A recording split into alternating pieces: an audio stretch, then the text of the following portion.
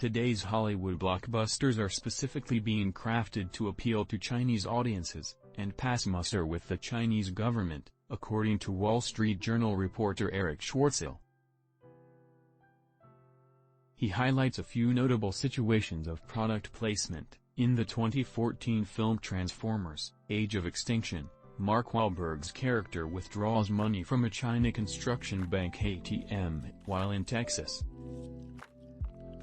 In another scene from the same film, a character buys Chinese protein powder at a Chicago convenience store.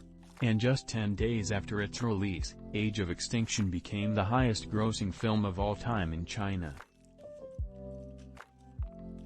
The movie has since been overtaken at the box office by a string of other blockbusters, but Schwartzel says its influence lingers.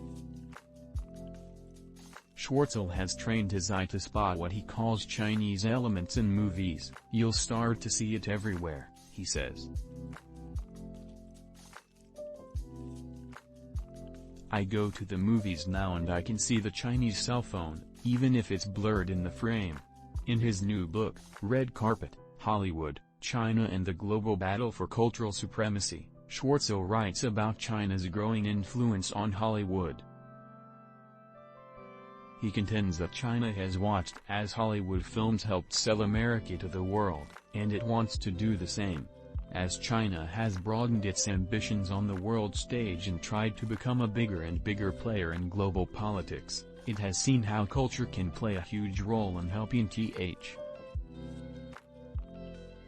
China is already a powerhouse at the box office. In 2020, it overtook North America as the world's largest film market, and Schwartzel says that movie studios are increasingly reliant upon Chinese audiences to break even. It comes to the point where even on some of the biggest films that make tons but before a film can be shown in China, it must first get past Chinese government censors.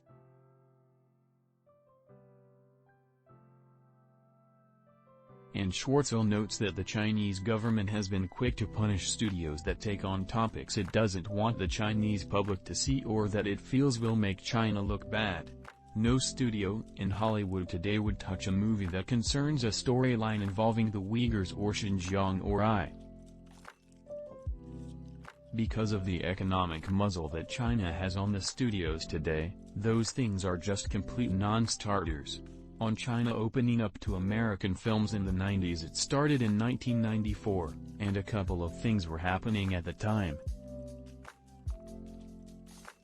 China's economy was modernizing and opening up to the world. This is a time when companies like Boeing were moving into China,